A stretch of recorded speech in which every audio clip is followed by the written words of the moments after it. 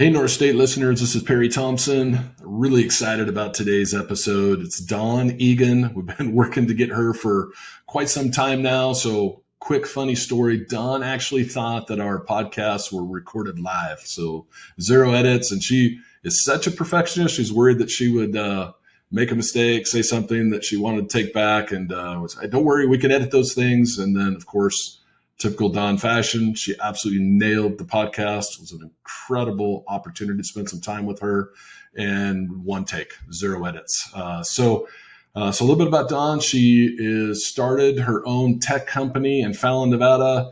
So she has that business background, which is incredible. And then for the last nearly 3 decades, she's been, I'm going to say, one of the most impactful educators in the entire North State. What she's done with grant writing and tied that into curriculum and really putting students on the absolute leading edge of technology and opportunity. I'm just so excited for you to see what she's doing to transform our region one student at a time. Welcome to the North State Rocks podcast. Discover the hidden gems and extraordinary people of California's North State region. Join Perry Thompson, CEO of Hat Creek Construction and Materials, as he explores the vibrant communities and interesting neighbors that make our region a great place to live, work, and play. Tune in, be inspired, and rediscover the North State. This is your community. This is your story. I'm really excited today. We finally got Dawn Egan to agree to do a podcast with us. So not to be confused with Richard Egan. So Richard is your in-law, right? So right. Kind of talk us through. So I think you're married to Richard's twin, Joe. Is that right? Correct. Yep. Okay. All right. So what I'd like for you to do, Dawn, is could you tell us a little bit about kind of your journey from where'd you go to college, and then kind of your career trajectory and kind of how you ended up, meeting Joe, and then also what got you to Susanville. All right. Well, I was raised in Fallon, Nevada. And so my brother and my sister and myself all went to University of Nevada, Reno, great school. And that is a great school. Received a bachelor's degree in finance. So I'm a numbers person, love technology, love numbers. And then I had a blind date to a UNR basketball game, and it happened to be with Joe. And so then I thought, who set that up? A friend? So he worked at Farm Credit, and we had a mutual friend that said, oh, you should go on the blind date with this young lady in town. She's a sorority sister of mine from school. And I owned a small computer store. So we went on the blind date, and I was like, oh, he's pretty cute. So that was the end of that. I think within a year we were engaged. And then, of course, got married in Fallon and had, I think had both girls in Fallon. So we have 2 daughters, Riley, who's our oldest, and Emily, who's our youngest. And Joe said, what I really want to do is I'd love to move back to Susanville. He's born and raised in Susanville. And he said, it's just like Fallon. You're going to love it, but it's beautiful. It has trees and water. And so I was like, oh, okay. So I sold my computer store. We packed up and moved to Susanville. And it was tough, because I was really ingrained in Fallon. But 1998, I think, is when we moved. So he got a new job working for Plumas Bank, and I did not have a job at the time. But fortunately, my brother's identical twin, his wife, Holly Egan, worked here at the high school and had told her principal about me and said she's a great proposal writer, because I worked for Xerox when I had my computer store, and I just wrote big proposals for the military and state and federal government. So that was my job. I would, sell pieces of equipment, like 100 pieces plus at a time. So that's kind of how I got started writing. And what happened with Lassen High School is they had an application that came that was for about $500,000 for internet and computers. And they were just sitting on this application, and I happened to move to Susanville. So I think, Holly kind of put 2 and 2 together and said, hey, we could interview her and she would do that. Right. So amazing. Great opportunity. Okay, so let me just back up just a little bit on. Tell me about you owning your own computer store in Fallon, because Fallon obviously isn't huge. It has the big naval air base out there, right? So, what was kind of your clientele, and tell me a little bit about why you opened it? And that's scary, opening startup businesses. So tell us a little bit about that, because that's fascinating. I had a opportunity to work for a bank, and it just wasn't exciting for me. Yeah. So the technology was exciting. My mom and I, because she was very technical, we networked our house. So you could type in basic "dinner's ready" and it would show up in the other rooms. So we really got used to doing peer-to-peer networking, and it was just fun for us. Like, we had so much fun doing it. And I said, Susan or Fallon could really use networking for small businesses. And if I could just open a hole in the wall, I could run around and do all these peer-to-peer networks. And it was pretty simple for me. So I started a business there, and I would do some resume building and some networking. I started selling cell phones, and it just blossomed. And I actually had to move into a bigger building and hire some employees and run this little computer store. And I was 21 years old, but I had a lot of energy. So, and then of course I met Joe, and it changed. Yeah. So, okay. So, tell me about kind of what your revenues were at the beginning, and how long were you open with a store, and then just talk us through that a little bit. Right. Well, so of course it started out very small. I got a $10,000 loan to buy a few computers at the building. Nice. I had a little bit of a savings, so that was helpful. And then we got up to where it was, bringing in $250,000 a year. I mean, it's Fallon. Wow. So it was. That's great. Yeah, that's fantastic. And we would teach classes at night. We would sell systems, but we had debt, and it was still pretty tough. But when I was ready to move, I contracted a company that would sell small businesses, and we were fortunate enough to sell it pretty quickly to another family that wanted to take over the computer store and live in Susanville. But what helped us make great money is Xerox walked into my store one day and said, "We really need a Xerox salesperson in this area." And I said, "Oh, sure, I can add that to my list. I would love to do that." So then I became a really pretty much the salesperson for Northern Nevada, and doing all their state and federal and schools. And so that was what kept my store going, was all those commissioned equipment sales. Oh, yeah. Absolutely. And it was fun. What a blessing that was. Mm-hmm. It also probably really helped when you sold the store to have that contract with Xerox. Were you able to sell it with that contract in place? Yeah. So it's by area. Yeah. And there was a gentleman that was doing it up in Susanville, and they said, "Are you interested in doing that?" And I said, "Not if I'm going to take it from someone else. I don't want to do it. That's his area. Yeah. I'm good. I'll figure out something when we move. Yeah. I'll do something." And there was already a computer store, so I didn't want to. Yeah. A small town can handle one or two of any. Boy, I know. I said that all the time. It seems like small towns deal with a lot of, perception. People perceive that something's doing great, and they don't always do a lot of research, and then they go into it, and pretty much they destroy both businesses. That's pretty much what happens. Well, I see that happen over and over again in these small towns. Yeah. Yeah. Okay. So you sold the business and moved to Susanville, and then started working for Lassen High. Yep. I wrote that first grant. Okay.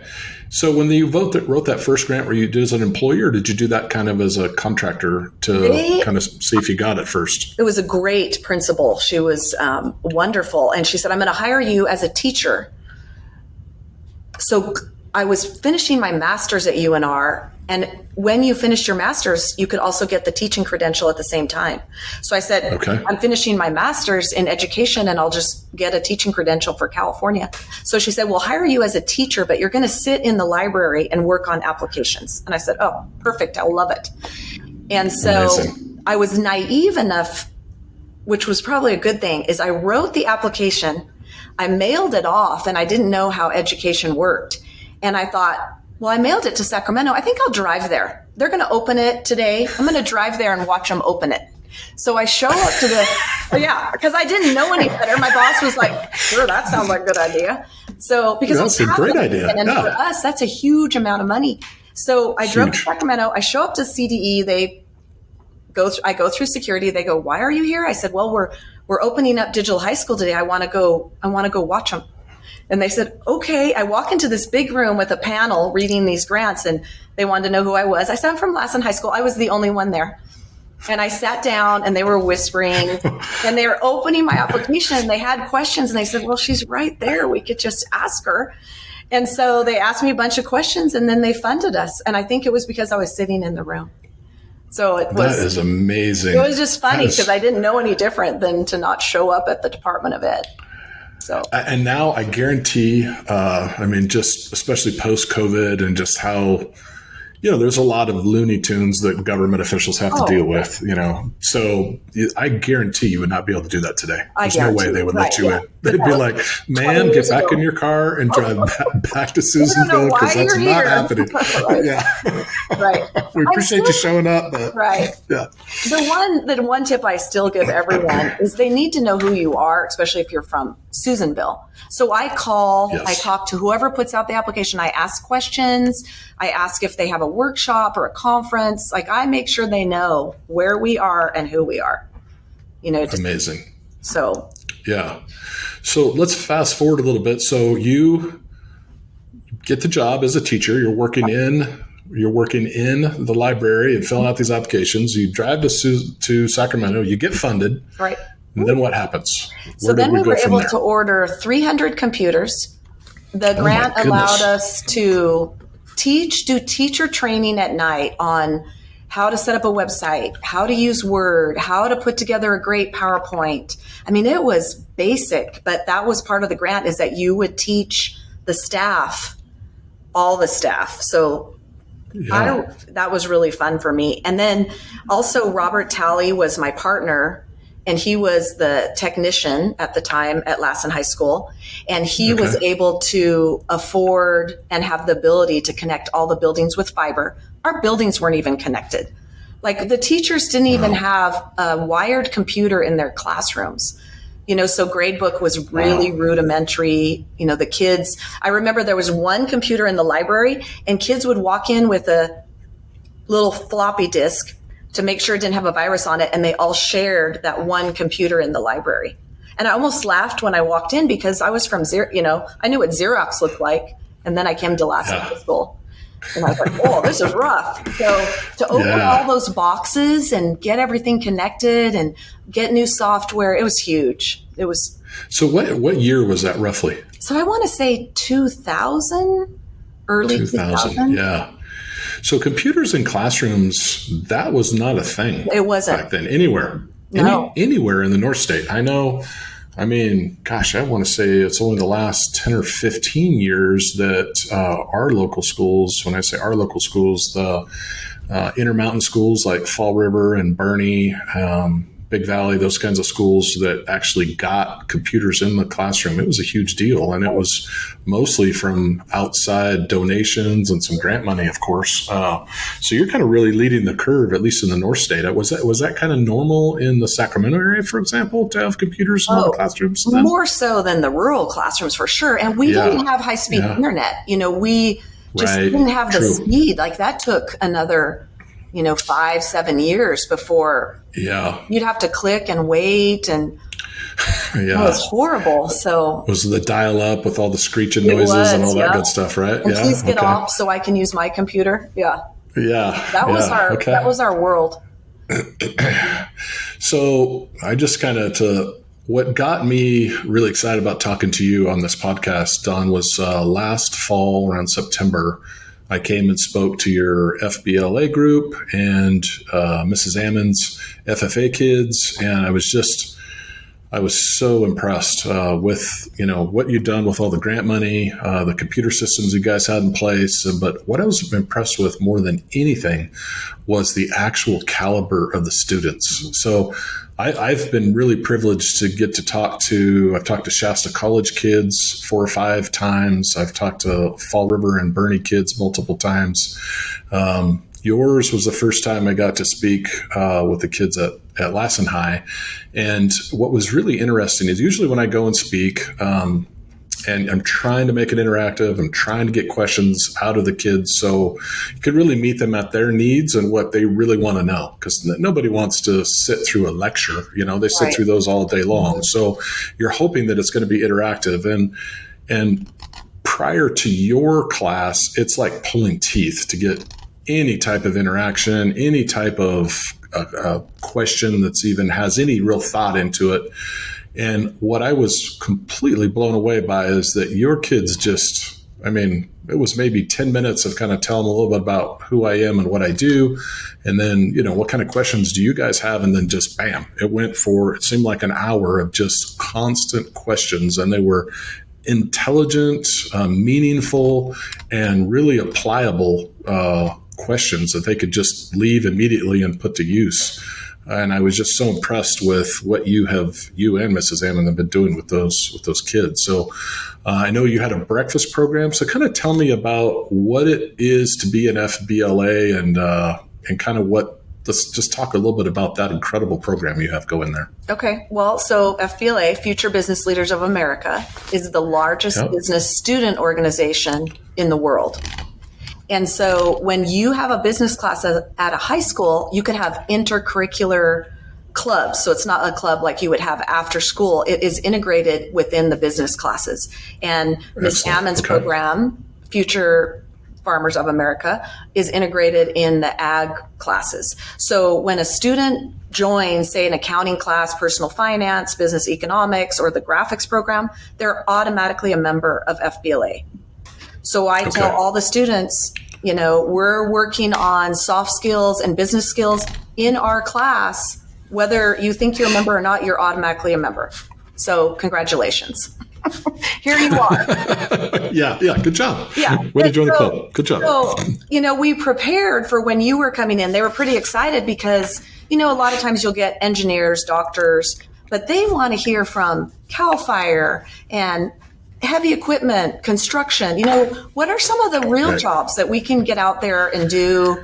And, it's not just, getting a 4-year degree and going into, some of these professional careers. What else is out there? So it's so nice for FBLA to talk about careers and talk to people and, look at all these other opportunities that they have at this age when they're making very important decisions. Yeah, I talk about this all the time, but the only thing I knew for certain when I was a senior is I wouldn't be in construction. That's for sure was not going to be in construction. So always try and remind kids, give yourselves a lot of grace. You don't really know where this path is going to take you, and to have an open mind and explore lots of options. But so talk a little bit about, your typical FBLA student graduated from Lassen High. How many go to junior college? How many go to a 4-year, and how many go straight into industry? Would your roughly percentages be, would you say, in the last few years? Rough percentages, 60% go to a 2-year. And we encourage, Lassen Community College, you already have credits there because we have credits for all of our classes already here. Shasta, Butte, Feather River, they're close by. You can get home. They're affordable. I really push the 2 years. That's amazing. Yeah. I feel like we should definitely push that a lot more, because I see so many kids go straight to a 4-year. A, it's expensive. B, it's a big jump, and it doesn't have, especially if they're moving back east or going out of state. But okay, so 60% go to 2-year, and then what do the rest do? 20%, maybe 15 to 20 go to a 4-year, and they're pretty set on it early. They know what they want to do. Yeah, absolutely. We have one going to Notre Dame this year. We have a lot of, we have UC Davis, we have UC Santa Cruz. I've had kids go, everywhere from Ivy League to UNR is a popular one because it's close. Chico State, because Chico State is our sister school to Lassen Community College. So they could go to Lassen and they could transfer automatically to Chico. So we get a lot of kids going to Chico. Yeah. Oh, Yeah. my daughter, she has to get a hold of me. She's like, hey, Mom, when I call, you answer. This is how it's supposed to go, right? Yes. My kids are the same way. And then I'd say the rest go straight to work. Okay. And so when the ones that go straight to work, what are some of the professions that they're going straight to? So a lot of times it might be where their parents work, like it could be construction, a farm, maybe their family has a small business. I had a student today say, hey, I'm a little unsettled. She's graduating. I don't know what I'm doing. And I said, well, are you taking classes at LCC? And she said, yes. And I said, well, you're doing something that's a good start so you can figure out what you want to do. And then she said, my mom works for a company and does workman's comp, and I think I want to try that. And I said, well, you're at the age where try that and keep taking your classes, and then you'll figure it out. And I think some of the kids feel unsettled because they see other kids that really have a path, and then they're just not sure. It could be money, it could be family. They just don't know really what they want to do. And there's always that percentage, that 5 to 10% that are just, I don't know. Yeah. Yeah. It's really interesting. I have all three. So my oldest son went straight to Chico. And if he had it to do over again, he would have definitely gone to 2-year, but he did that for a couple of years and went I cannot stand college. It's just not my thing. Right. He ended up starting his own business. He loves being out in the woods. And so he's got an incredibly successful business, and I'm super proud of what he's doing. And then my daughter went straight to a 4-year. We don't want to be an Oregon Duck. And we're like, our thing is that we don't really help our kids with college. I mean, we help them with some savings. They took FFA animals. But once they go to college, it's on them to figure out the financial. Otherwise, I feel like, you don't really value it. And so she went to Oregon, and we're like, God, you have massive academic scholarships. You're just going to light fire to, now these schools have made it to where if you go out of state, you can't establish residency while you're going to school. So they figure out how to get that out-of-state tuition 4 years out of you for it. So she went up there and started working in a mall at Victoria's Secret.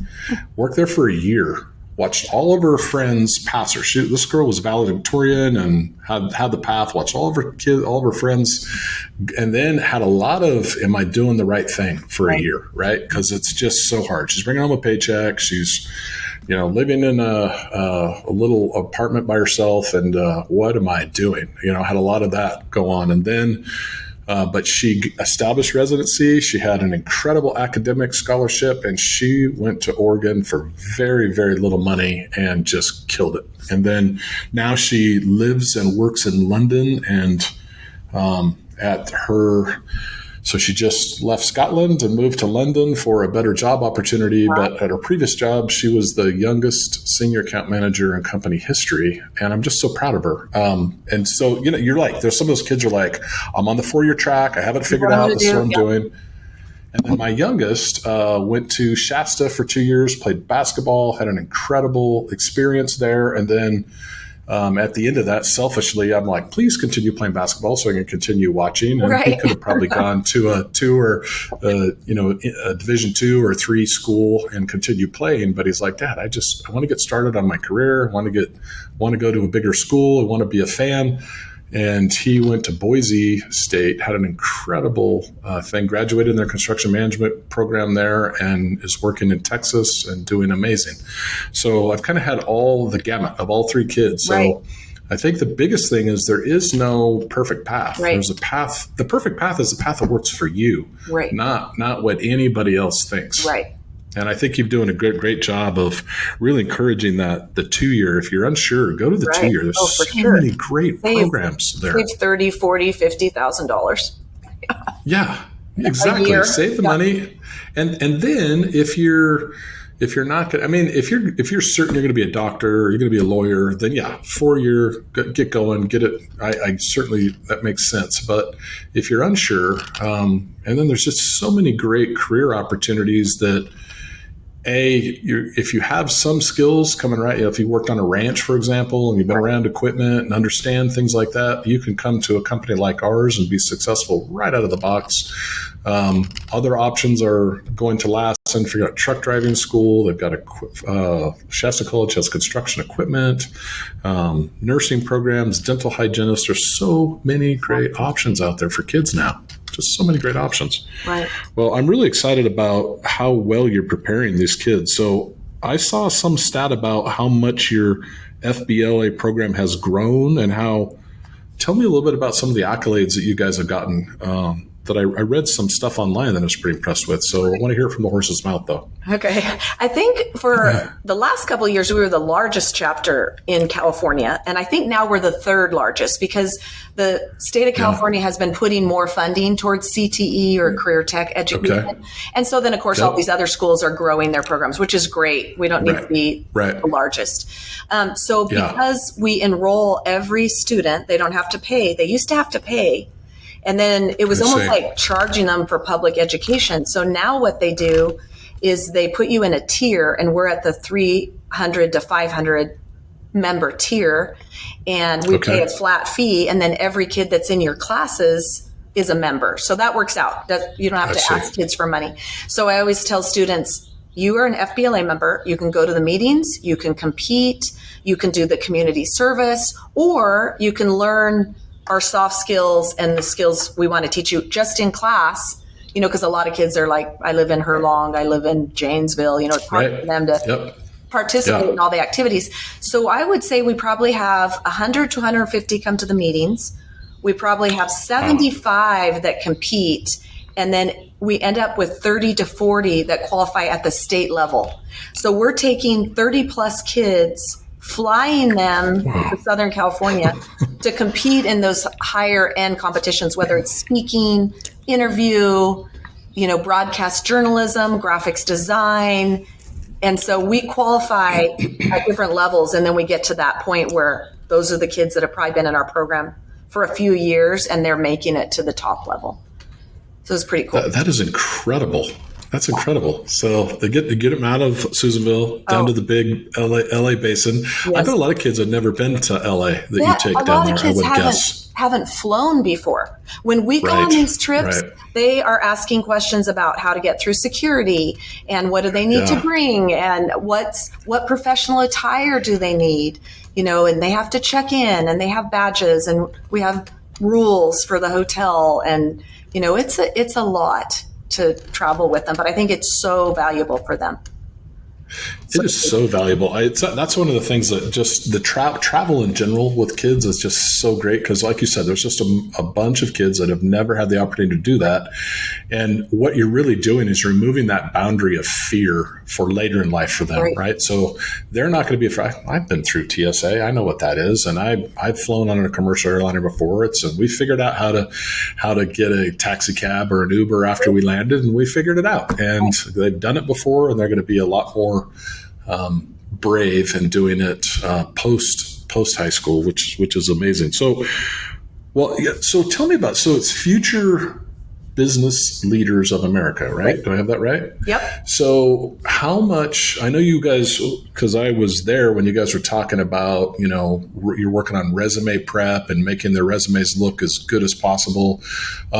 Talk to me a little bit about. Obviously, I'm a business owner and you were a business owner for a while. So tell me about how you're preparing them to potentially be entrepreneurs. Is there specific programs about kids that want to own their own business when they leave, or is it more leadership in existing businesses? So I'd say a lot of leadership and soft skills, but we do have a curriculum that I wrote a few years ago. It's called Economics of Business Ownership, but we call it Business Econ. Yeah, and so we call it what? We call it Business Econ for short. Okay. Business Economics, and it was a grant, and you could start a program. Fortunately, I picked business, and a lot of the curriculum. One of the parts of the curriculum is to do an interview workshop, and so we have a week-long interview workshop, and Miss Carrie Satika teaches it now, but it was a program I taught before my graphics classes got impacted. And so she teaches it now. And the kids work for a week with the Workforce for Alliance and with Rotary. Okay. And the Rotary members would come in and they would put the kids in circles, and it would be like Todd Ide from IGA and, all these different business owners and managers. And they'd come in and they'd practice interviewing with these kids in small circles and asking them questions and telling them what they're looking for. And then at the end of the week, the kids would get a position, a fake job, and they would go and interview downstairs with our school board members and be in a live interview. And it scared them to death, but it was so good for them.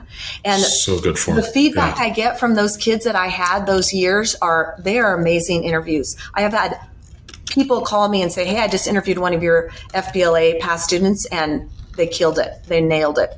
So I think that interview workshop, and then they do a business plan competition that Plumas Bank sponsors. And all the kids work almost a semester on a business plan, on a business they would want to develop. They do all 5-6 parts of their business plan, and then they pitch it as their final. And Plumas Bank puts forth, I think this year it was $1,000, and they award first, second, and third places for the business plan competition. Almost amazing, like they do on Shark Tank. So, yeah. I mean, what a that's great way amazing. for those kids to practice and work on financials and work on SWOT analysis and, really, really jump in there, I think is important. Yeah, no, I think that's so fantastic. And I think one of the massive opportunities that kids coming out now is that the baby boomers and how many small businesses have no succession plan. And if kids really want to, you and I both know startup is really, really tough. If you can figure out how to work with an existing business, be mentored there for a year or two, and then take over the business and then utilize the business to fund the retirement of whoever started the business, these kids have just tremendous opportunities. I see it all the time. I'm constantly, people telling me, hey, I have this business. How do I sell it? How do I get rid of it? And it's just a massive opportunity that I think kids that you are putting out into the world right now or preparing, that's just a tremendous opportunity. And so that's great. I'm so glad to see that you're creating these incredible soft skills and just removing those barriers of fear that all of us, it's just human nature to be afraid of what you don't know. Right. And the more you talk about it, the more you prepare for it, the more of those fear barriers you're removing and giving them the boldness to go out and do whatever it is that they want to do in this life. There's just so much opportunity out there. That's awesome, Dawn. I agree. And even when they write letters and they go out and ask for donations or partnerships with local business, I think even that is not my job. They need to do that. And sometimes we're successful and sometimes they mess up or they're not dressed appropriately but I think they need to do that. They need to get out there and they have to be the ones that experience that. Yeah, 100%. So last time I was there with you, you were talking about, hey, with this next grant, I think I'm going to be knocking this wall out. I'm going to be expanding this room. And so kind of give me an update on kind of what kind of grant money you have been dealing with, and then kind of where you're spending the grant dollars over the last few years. Okay. So most of what I write is career tech. And and it's mostly because that's what has been out, the applications that have been out. So I always recommend to people, definitely join the listserv that sends out all the applications that are available through the state of California, because then you can kind of go through them. And so the couple that I've come across, this last one, it was called Golden State Pathways Project. So you could choose a pathway, like an existing pathway like mine, that the kids go from production graphics to AP graphics, and you could improve the program. So I thought, well, that's something I know really well. I'll write that. And, it's not my job. It's something I do on the weekends and at night. So I wrote that, and then we were funded at $500,000 to improve the program. Right. Holy cow. Which I was super excited about, but then they pulled the grant. This is my work with the state of California. They pulled the grant. There's no money. And then they reissued it at $300,000. And I said, okay, we'll take it. So they cut everybody back. and then reissued it. And so we have that money. I am replacing all the Macs. They're about 5 years old. And so we're updating the graphics lab. We're doing the software. There's some conferencing. The AP graphics kids have the highest pass rate in the nation and the highest pass rate for my Native American students in the nation. So I have been on the college board with the podcast just to talk about the kids. So, and I think it's just because, one, we have the resources thanks to grant funding. The kids have whatever they need for those portfolios. And then, you get to work on the AP graphics from November till May when they turn in their portfolio. So the kids have a lot of time to work on. I want to interrupt you on graphics. So you talked about graphics a lot. So I'm a complete layman, don't know a lot about that world. So can you explain to me what the kids are learning? What is the difference between the kids that are learning just basic graphics and then advanced graphics? What does that entail? What does it really look like? Okay.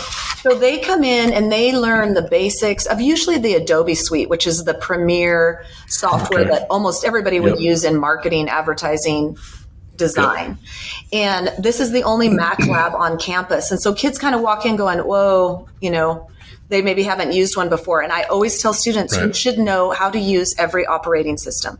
I can walk in and if, it's Linux or Microsoft or a Mac or a PC or whatever, you should be able to be that intuitive that you walk in and you could figure it out, whether it's whatever device it is. So they pick it up pretty quick. And we get nationally certified in the Adobe products. So they all take this national test that we prepare for. And so they have that certification. And just as a fun story is I had one of my students go to UNR and they had a marketing job open up. And they said, well, one of the qualifications is you have to be Adobe certified. And she said, well, I am. And she got the job.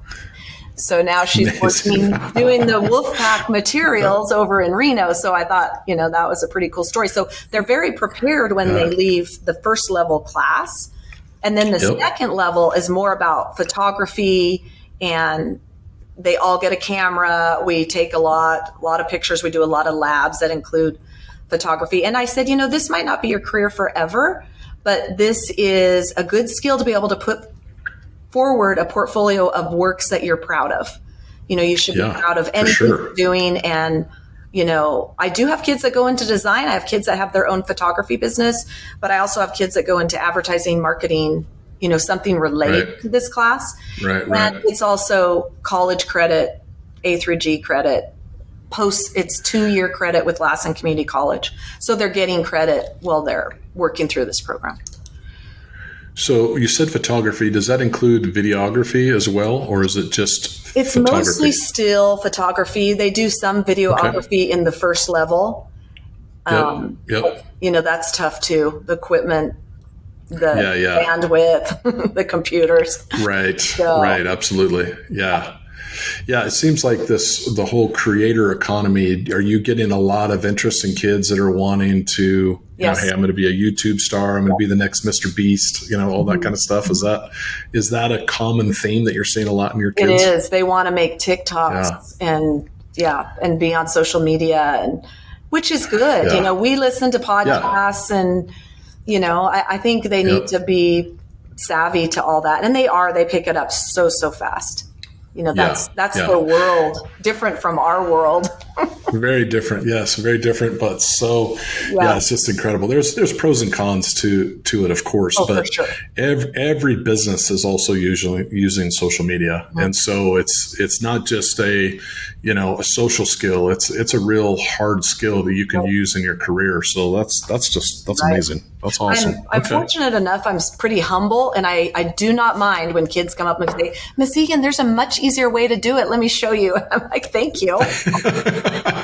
They're always one-upping me, and that's fine. Yeah, that's great. So we have some young, we call them the whiz kids here at our company, and it's always, oh my gosh, we're having a technical issue. We need one of the whiz kids to kind of help us, and they're of course in their 20s, and they fix it right away. Yeah, absolutely. Yeah, so that's great. Fun. Yeah.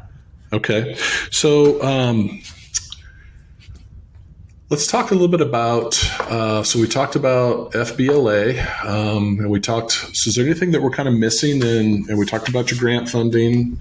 Did we cover CTE enough, you think, to Well, I think make so. There's 6 CTSOs or career tech organizations that are recognized by the state. And we have 2 very large ones, FBLA and FFA. And I think for a small school, we almost have 100% of our students that are in one or the other or both. So huge for us that we have all these kids that are doing hands-on, listening to guest speakers from different careers, competing. I love it. I think we're really benefiting these rural kids, and that's huge for us. Yeah, I think it's so great what you're doing with these kids. Like I said, I was so impressed with that group of kids when I came and spoke to them. It was an absolute honor, and it was just so fun. I enjoyed it so much. And they loved it. And after you had come in, there was several kids that went, you know what, I'm going to go up to LCC and I'm going to get my commercial driver's license, and then I want to learn more about heavy equipment. And they pretty much decided maybe their path wasn't to go straight to a 4-year. So, it kind of helped them figure out one more avenue that they could take advantage of. So I think that's huge. That's awesome to keep having those speakers come in. So how long have you been teaching there now, Dawn? How many years? I'm going into my 28th year. 28th year. And then, so you probably have can you tell us about a few students that you're like, wow, you're not going to believe they're doing this? Do you have any that you can share with us on that? Well, I have one. Obviously, I have hundreds. I have engineers and dentists and doctors, and my own 2 daughters are nurses, and they were strong in our program. And what I hear mostly is I had another teacher. His son was interviewing. I think he worked at an engineering firm.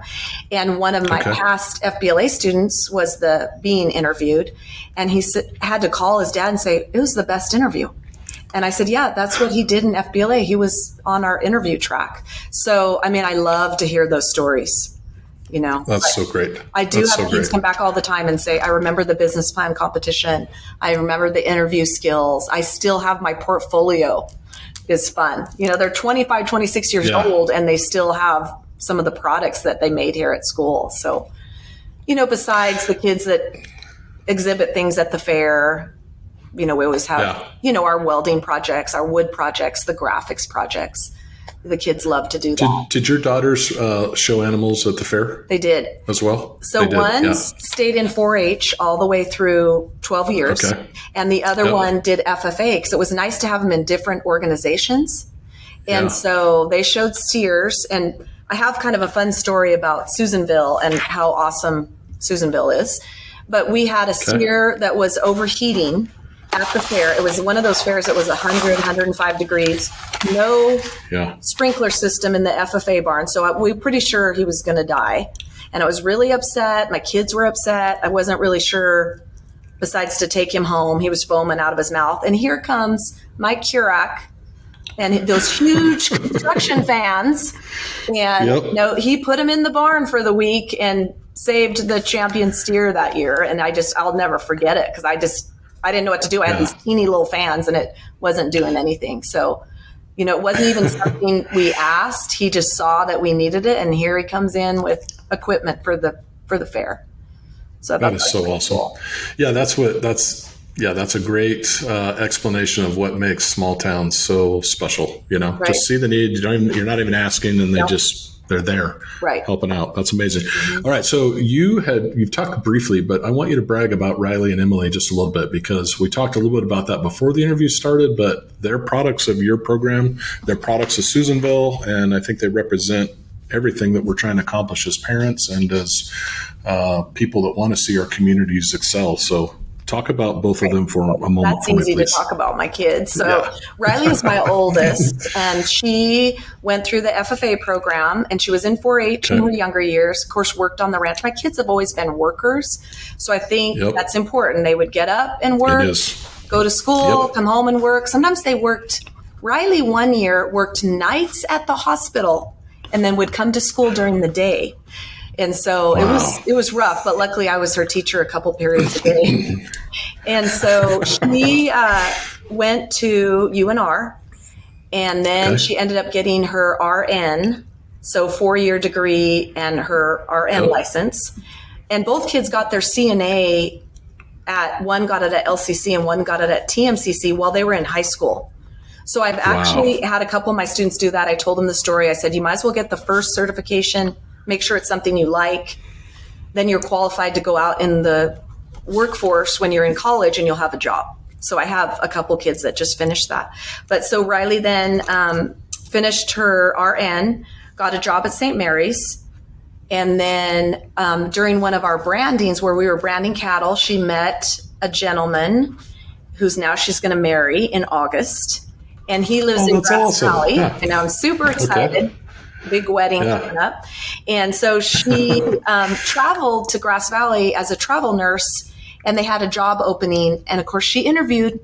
She was an amazing interview, and she got the job as the youngest person interviewing for that management position. And so at the time, I think she was 26. And so now she's in a management job at this small hospital in Grass Valley and loves it. And so that is so great. I think that's where she's going to land. You know, I'd love her to come back to Susanville, but there always has to be, you know, a position. And so then the youngest one went to Colorado, went to university and received her RN, and then applied at Renown, of course, interviewed once, got the job at Renown in labor and delivery, and absolutely loves that job. That's amazing. Yeah. So why do you think both of your daughters went nursing? So you're a teacher, your husband's in finance and banking world, and your siblings are attorneys. So why RN? Why do you think they both went for that? So I think we both originally thought veterinary science because we're an ag family. Yep. And then I think when they started researching it, they were like, well, we could spend time with our animals and work 3 days a week as an RN versus a vet. You know, they see what the vets do. They're working 7 days a week, 24 hours a day, and they a lot of times don't have extra time. They're called at 2 a.m. or on a Sunday or a Saturday. So it was a great fit for them, and they loved science, you know, so I think it worked. That's awesome. Yeah. So that's amazing. They're our only medical family members, which is nice when something goes wrong. It is so nice to have medical in your family. It's so nice. You say, this is bothering me. They usually tell you, just getting old. That's usually what happens in my that's family. That's what they say. Mom, I'll bring you something. I'm like, okay. Take some Advil. Call me tomorrow. Yeah. Right. So that's nice. I think you're on a good path. Yeah. So the wedding, that's exciting. I think you told me that it's going to be at the ranch, right? That's exciting. That's a lot. Oh. So how much time do we have? How long before it's happening? August 30th. So Labor Day weekend. August 30th. Whew. Yeah. Coming fast. Farmer Joe needs to work on the field and get things fixed up. Mm-hmm. Less banking, more farming, Joe. Right. Yeah. I think definitely. He'd love to do that, but you know, he has his other job. We both have a couple jobs right now. Yeah. Oh. Yeah. Understood. Okay. So, all right. So tell me a little bit about, you know, you came from Fallon. You're telling me how ingrained you were in Fallon, and that Susanville. Tell me a little bit about how Susanville has grown on you over the years, and kind of what the area in particular, why you choose to stay here and haven't left. Well, I think it's similar to Fallon I've always loved the small town and rural areas and space, but you know, just going to CrossFit and going to lunch with the other teachers and walking downtown and the farmers market. And there's just so many, you know, you see everyone, you know, and just people are nice and close knit. I love that. You know, I just don't think I've ever been a big city person. So, you know, I don't mind the 20-minute drive into town from Janesville because there's no traffic. Right. You know, it's just... There is no traffic. It's beautiful. Yeah. And we like to hike and bike and ride our horses. And I think that would be hard to do in a big city. Yeah, for sure. That's what makes the area so special is, you know, I think Michael on his podcast talked about, I don't leave for vacation. That's what a lot of people don't realize is we live where most people come to recreate. Absolutely. And so we get to go 15 minutes and right in our backyards is what's so incredible about this area is how beautiful it is. Yeah. So that's great. So when you do let's say you have some friends coming in for the weekend, what are some things that you would say, hey, we got to make sure that we do with these friends to kind of show them the best of what the Northeastern California has to offer?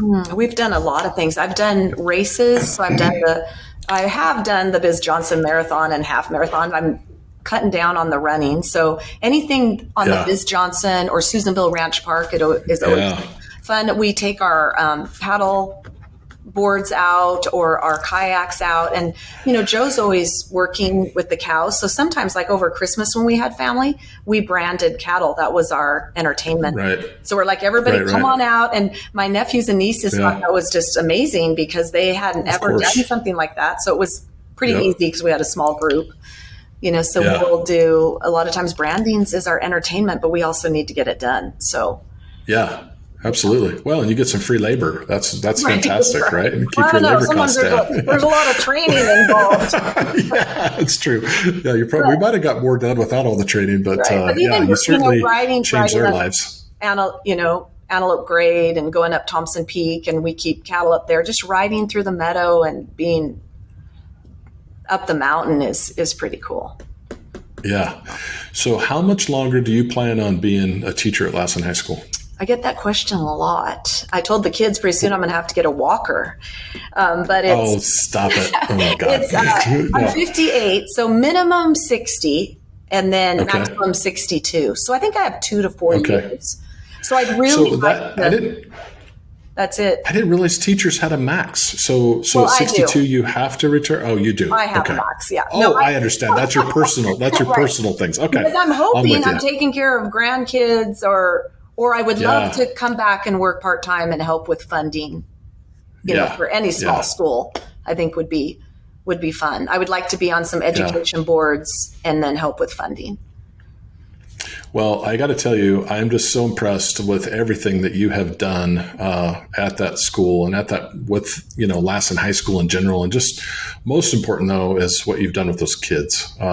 Man, they are so blessed to have teachers like you and Mrs. Ammon. I know there's a whole bunch at Lassen High School, and we're interviewing just you at this point, but I'm just really grateful to see that because as a business owner that's tied to the community, what I'm trying to figure out is how do we get these amazing young people that you are putting out that want to come back to Susanville and that we don't have declining enrollment and, that we're actually have good jobs for them to be able to take and to have, family sustaining wages, not minimum wage type stuff. Right. So that's certainly the challenge with this area. So kind of through your unique perspective, what do you think our community should be doing to try and retain more of these students besides jobs? Do you have any ideas that you think are important to share on that topic? Well, just because my background is funding, a lot of times I think we miss opportunities that might bring big funds in this area because we're just not sitting at the table.